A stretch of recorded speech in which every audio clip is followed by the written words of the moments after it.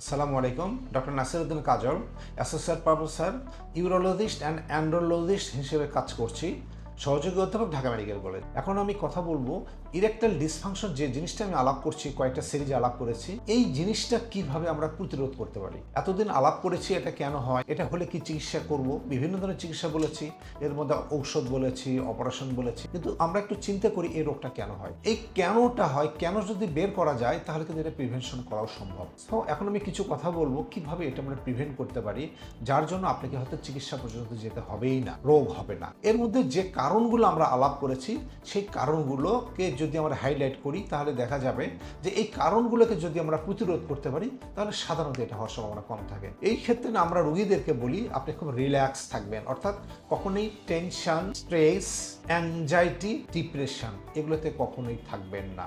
এগুলো যদি থাকে এগুলো আস্তে আস্তে অ্যাভয়েড করে ফেলেন। এই ব্যাপারে আমরা তাদেরকে যথেষ্ট কাউন্সিলিং করে থাকি। কাউন্সিলিং করে এগুলো থেকে তাকে দূরে রাখার চেষ্টা করি, প্রয়োজন হলে এগুলোকে চিকিৎসা করে ভালো করার চেষ্টা করি। এছাড়াও রোগীদেরকে আমরা বলি আপনি স্মোকিংটা অ্যাভয়েড করবেন, অ্যালকোহল বা হার্ড ড্রিঙ্কস জাতীয় খাবারগুলো অ্যাভয়েড করবেন, ব্যালেন্স ডায়েট সবসময় খাওয়ার চেষ্টা করবেন যেন আপনার শরীরের ওজনটা পরিমিত থাকে। যদি আপনার ওজন বেশি থাকে ওজনটা কমানোর চেষ্টা করতে হবে।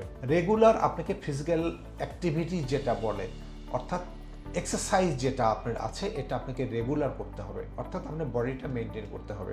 আর যদি কিছু রোগ থাকে ছোট বয়স থেকে, বিশেষ করে হয়তো অল্প বয়স থেকে ডায়াবেটিস বা হাইপারটেনশন বা হার্টের কোনো সমস্যা, তাহলে সেই রোগের একটা পরিপূর্ণ চিকিৎসা করতে হবে। এইগুলো যদি করা যায় তাহলে দেখা যাবে যে আপনার ইরেকটাইল ডিসফাংশন না হওয়ার সম্ভাবনা অনেক বেশি থাকে এবং ম্যাক্সিমাম ক্ষেত্রেই প্রতিরোধ করা সম্ভব।